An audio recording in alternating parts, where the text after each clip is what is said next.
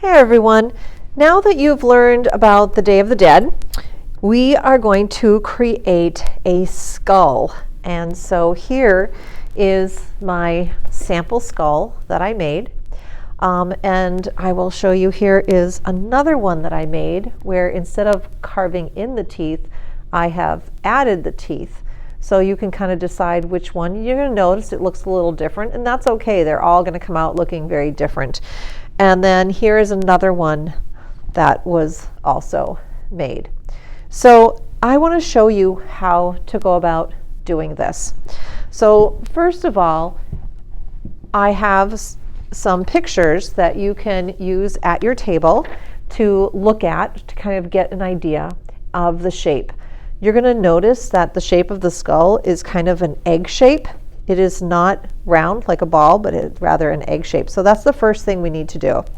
So you're going to receive, the tools that you'll need are a paper towel, a pencil, a spoon, and a paper clip. A little bucket, like tiny bucket of water, like hardly anything in it. You're only going to need one drop, and your piece of clay. Now you're going to notice that your piece of clay is probably going to be square. I know I've taught this to you before, but the first thing you're going to do is you're going to make it into the ball.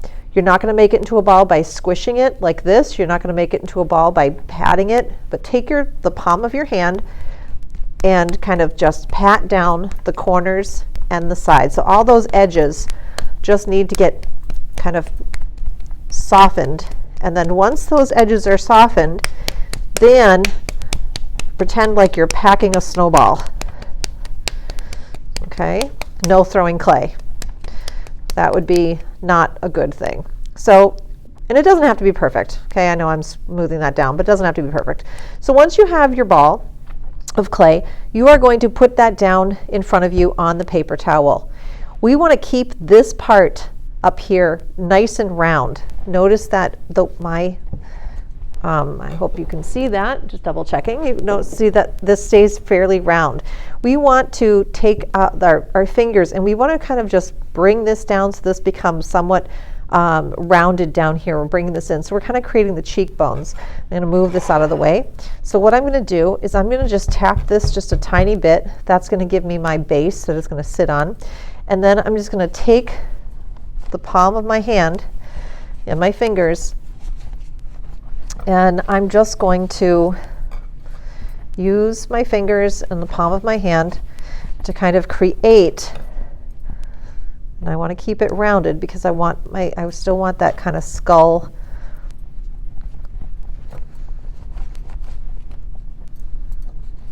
Look, so are you seeing how I have kind of this rounded area here? Now, once you're done with that and you've kind of rounded it, kind of looks a little bit like a light bulb. Okay, then you're going to take your two thumbs. Now this is important.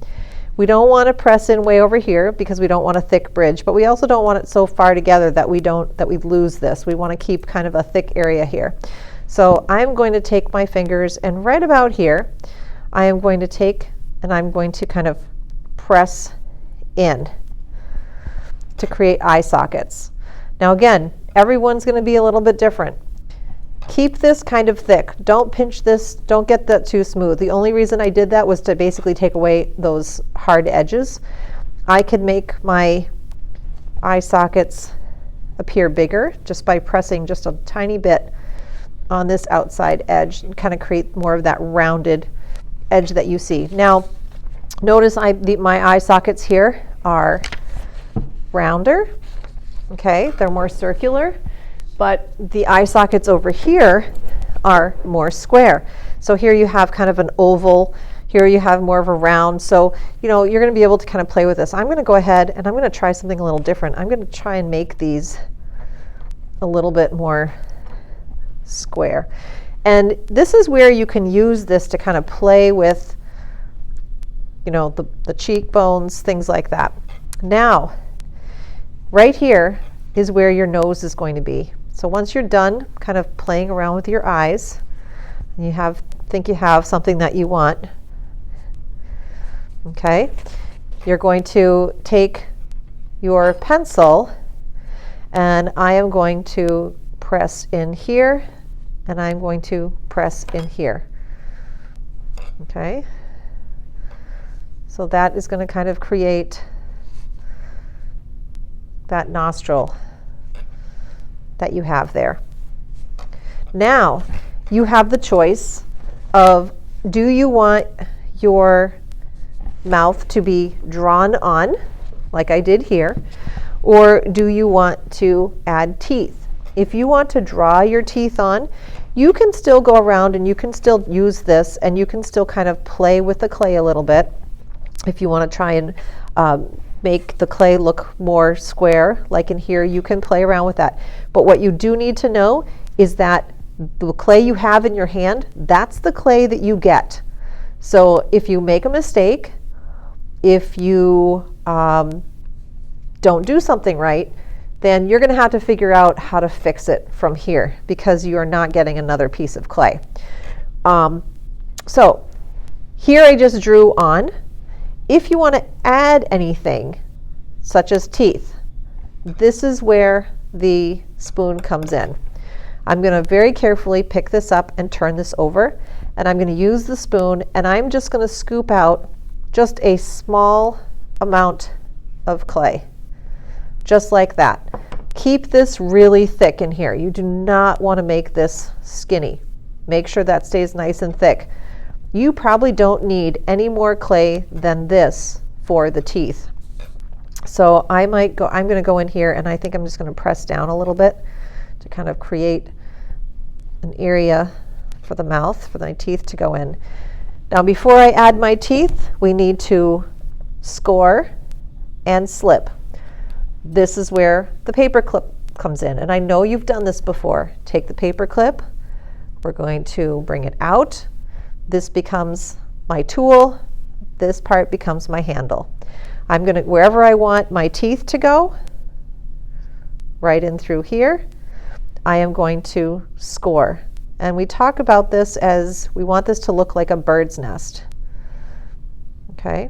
Now I'm not going to score the teeth. If I'm just going to score where this is, because your clay is soft enough and you're doing this all in one day, and these are pretty small pieces. So I'm going to just score that so it's fairly rough right in the area that I want the teeth. And then I am going to take my finger, I'm going to grab just a drop of water, and I'm going to take that, and you see how that just kind of filled in? I might do 2. I would definitely not do more than 2. You don't want this to look muddy. I can take my clay, small piece of clay, and you can pause this video as you go. I probably should have said that at the beginning, but feel free to pause the video as you go, and I can create like little teeth, and I can just add. And probably don't want to make your teeth too big. These might be a little big, but you know, everyone's going to be different. Could have pointy teeth.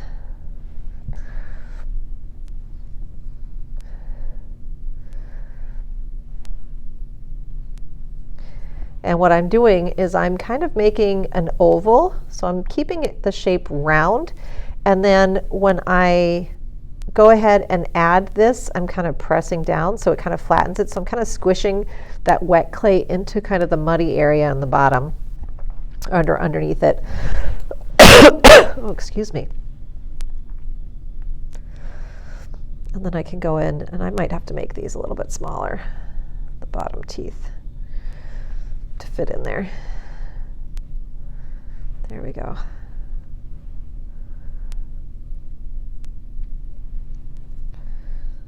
So you can have a little bit of fun with this. Decide what is your skull going to look like. Later on, you are going to be decorating it. But before we add any decorations, it needs to go in the kiln to dry. So there's my skull. If there's anything else you want to do to this, now would be the time with any extra clay that you have.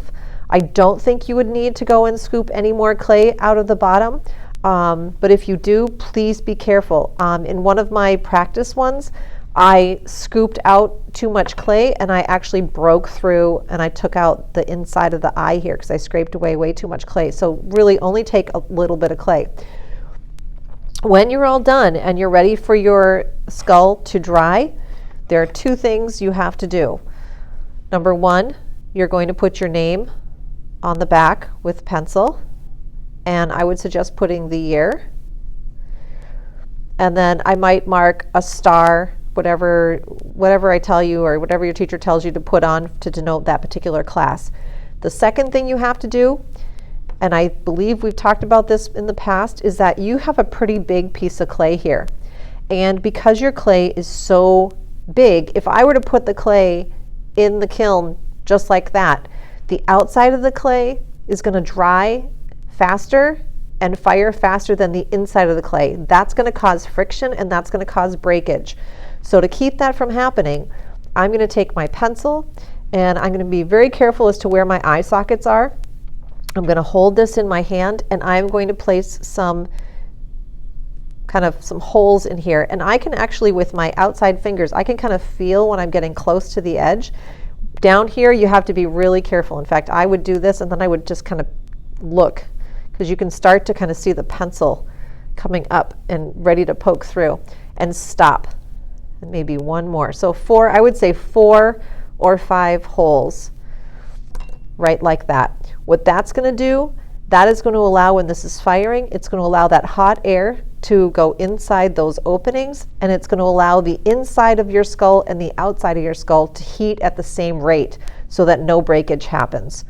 So we will fire these, and then your next step is going to be painting them and designing them. Have fun. I can't wait to see what they look like.